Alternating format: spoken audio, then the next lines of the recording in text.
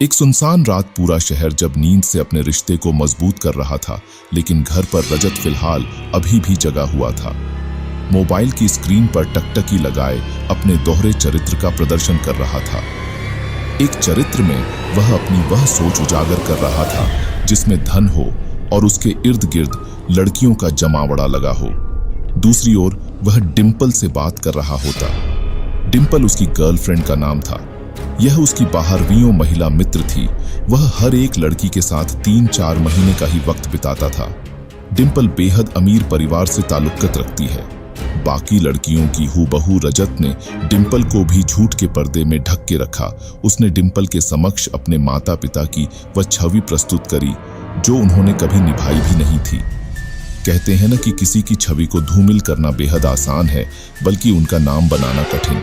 उस अंधेरी रात में कुछ अनसुनी घटना का भी संबंध जुड़ा था, जिसकी शुरुआत रजत से ही होती है। 12:45 की आखिरी छूट। अमूमन रात एकदम शांत होती है। सभी जीव जंतु रात्रि के स्वप्न लोक में खुद को झोंक चुके होते हैं। रात के इस शांति में सिर्फ घड़ी की टिक टिक ही सुनाई देती है, जो उस रात 12:45 का समय दिखा रही होती है। रजत अभी भी फिलहाल फोन पर व्यस्त है। खिड़की के बाहर चांद की रोशनी आज कुछ धीमी है। ठंड भरी शीतल हवा खिड़की के दरवाजे में बनी पतली सी जगह से हवा गुजरते हुए रजत को ऐसा महसूस करती है कि कोई उसे छू रही है, अपने कोमल हाथ से उसे अपने ओर बुला रही है। तभी अचानक रजत के कानों में एक प्रेम से लबरेज आवाज आती है, रजत, तुम सिर्फ मेरे हो, मैं तुम्हें खुद से दूर नहीं होने दूंगी। रजत ये सुनकर काफी घबरा गया। उसने डर के मारे अपना फोन बेड पर रखा और खिड़की की तरफ भागा, लेकिन खिड़की से कोई नहीं दिखा। वह जैसे ही खिड़की फिर से बंद कर वापस बेड की तरफ मुड़ा, चांद की रोशनी में एक परछाई से उसका सामना हुआ। उस परछाई का एक हाथ उसके गर्दन को दबोचा और उसे फर्श से कुछ इंच ऊंचाई पर लाकर नीचे, फिर से फर्श पर जोरों से पटक कर फर्श की धूल पर लाकर डाल देती है। वह उसी वक्त बेहोश हो जाता है और होश में आने के लिए सूर्य के प्रकाश के आने तक का समय लेता है। रजत की अपने माता पिता से बिल्कुल भी नहीं बनती थी। वह हर समय किसी न किसी विषय पर अपने माता पिता से विवाद कर देता था। उसकी जीवन में रिश्ते का कोई मूल्य न था। वह अपने माता पिता को मात्र एक ATM मशीन समझता जिनके वह धन को इस्तेमाल कर सके। अगली सुबह भी यही हुआ। उसने होश में आने के बाद अपने साथ हुए पिछली रात की घटना को स्मरण करने लगा, जिससे उसके माथे पर चिंतित रेखा के साथ पंखा चलने के बावजूद पसीने से भीगा हुआ था। रजत उसी अवस्था में घबराकर अपने पापा के पास पहुंचता है। वह इतना घबराया हुआ होता है कि उसके मुख से उसके शब्द भी अच्छे से नहीं निकल पा रहे थे। वह अपने पिता से वह बातें बताना चाहता है, लेकिन कुछ कह नहीं पाता। उसके पापा उसको गुस्से में देखते हैं और कहते हैं कि कुछ बोलेगा या हमेशा की तरह कुछ सुनाने आया है। रजत के चेहरे के भाव अब डर की जगह गुस्से में बदल गई और उसी स्थिति में अपने पापा को ही सुना दिया और गुस्से में वह घर से निकलकर अपने कॉलेज में पहुंचा, जहां उसका इंतजार उसका दोस्त और डिंपल कर रही थी। उन दोनों को उसने अपने साथ हुई घटना को बताया। उसके दोस्त ने उसे कहा, तेरा वहम होगा भाई, कोई लड़की तेरे को कैसे उठा सकती है, वह भी सिर्फ एक हाथ से। ये बात कहते ही रजत का दोस्त और डिंपल जोर से ठाके मारने लगते हैं। यहाँ मेरी जीवन की लगी हुई है और तुम इतने बेशर्म होकर हंस रहे हो। रजत दबी सहमी आवाज में कहता है, अरे तू इतना क्यों डर रहा है, सब ठीक हो जाएगा। रजत के दोस्त ने उसे सांत्वना देते हुए कहा, लेकिन रजत ने अपने मन में यह ठान लिया था कि वह अब अपने घर नहीं रुकने वाला, सब छोड़कर कहीं दूर चला जाएगा। रजत का यह फैसला सुनकर उसका दोस्त उसे रुकने की सलाह देता है और कहता है कि रजत को अपने परिवार को अकेले छोड़ने की ख्वाहिश नहीं रखनी चाहिए। लेकिन वह ठान चुका था कि उसे अपने परिवार से कोई मतलब नहीं है। वह यही सोचता था कि उसके परिवार उससे प्रेम भाव नहीं रखते। इस पर डिंपल कहती है कि अगर तुमने नक्की कर ही लिया है तो आज रात को तुम मेरे साथ मेरे शहर लखनऊ चलना, वहां अपनी नई जिंदगी शुरू करना। रजत को डिंपल का सुझाव राज आ जाता है।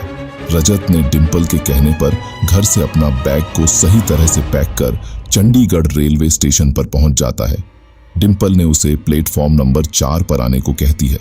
रजत 10 बजे छुपकर अपने गृह से प्रस्थान करता है। उसे बाहर जाने में अजीब लगता है। रजत का यह रात बाकी रात से अलग होती है। मौसम में सर्द हवा की मौजूदगी तो होती है, लेकिन फिर भी रजत को घुटन महसूस कराती है। जैसे ही समय का पहिया रात के 12:42 बजे पहुंचती है, प्लेटफॉर्म पर एक ट्रेन की एंट्री होती है। रजत पूरा घबराहट से भरा होता है। डिंपल अभी तक रेलवे स्टेशन नहीं पहुंची होती। स्टेशन भी पूरे तरीके से किसी श्मशान घाट का रूप धारण कर चुका होता है। रजत को कुछ समझ नहीं आ रहा होता। डिंपल का इंतजार करते हुए उसने इधर उधर हर दिशा में अपने चक्षु को दौड़ाया, लेकिन डिंपल कहीं नहीं दिखी। तभी फिर से एक ध्वनि रजत के कानों में गूंजती है। रजत, मेरा इंतजार कर रहे हो? यह वही आवाज थी जिसे रजत ने अपने रूम से सुनी थी। इसमें में भी वही भाव की दस्तक थी। फिर वह आवाज एक भयंकर हंसी के वस्त्र पहन लेती है। रजत अपना होश खो चुका होता है। तभी वो आवाज ट्रेन का दरवाजा खोल उसके सामने आती है। यह कोई अन्य नहीं बल्कि डिंपल होती है। रजत डिंपल को देख लंबी सांस लेता है। वह जल्द से उसका हाथ थामे ट्रेन पर बैठ जाता है, लेकिन ट्रेन के भीतर का दृश्य देख वह घबराहट की अवस्था में पहुंच जाता है। ट्रेन में कोई भी अन्य नहीं होता। रजत डिंपल से इस बारे में पूछता है तो डिंपल उसे कहती है कि यह ट्रेन स्पेशल है जो केवल एक ही बार चलती है हफ्ते में। जिस डिब्बे में वह बैठे हैं वह महंगा है, इसीलिए कम ही लोग सफर करते हैं। रजत डिंपल की बात मान जाता है। ट्रेन में घुसते ही डिंपल उसे कहती है कि उसे बाथरूम जाना है तो रजत अपनी सीट पर बैठे। रजत जैसे जैसे अपनी सीट पर जा रहा होता है उसे कुछ जानी पहचानी कई लोगों की बात सुनाई देती है, जिससे वह कभी अवगत होता है उसने वही आवाज पहले भी सुनी हुई होती है। उसे लगता है वह काफी थक गया है, इसीलिए खाली ट्रेन में से आवाज आ रही है। वह अपनी सीट पर बैठने के लिए पहुंचता है तो वहां एक लड़की घूंघट ओढ़े जोर से आंसू बहा रही होती है। रजत उस लड़की से पूछता है कि वह क्यों रो रही है, तो जवाब मिलता है कि उस लड़की का किसी ने रेप किया है और उसका आरोपी बाथरूम में गया है। रजत उस लड़की को चेहरा दिखाने के लिए कहता है ताकि वह मरहम पट्टी लगा सके। जैसे ही लड़की घूंघट ऊपर करती है उसका चेहरा देख रजत चकित रह जाता है। वह अपना बैग जियो का कीमत बाथरूम की तरफ भागता है और जोर जोर से डिंपल को पुकारता है। डिंपल तो नहीं होती, लेकिन उसका बाथरूम में इंतजार वही लड़की कर रही होती है। वह अपना होश बुरी तरह से खो चुका होता है। उस लड़की से जान बचाने के लिए वह ट्रेन से कूद जाता है। इसी में उसका जान चला जाता है। आखिर में उसका फोन, जो डर के मारे वह ट्रेन की सीट पर भूल जाता है, उस पर एक मैसेज आया होता है जिस पर लिखा होता है, सॉरी जान, मैं तुम्हें बताना भूल गई थी। मेरा अपने शहर जाने का प्रोग्राम कैंसिल हो गया था। दोस्तों के साथ डिस्को में गई थी। होप तुम समझोगे। Love you.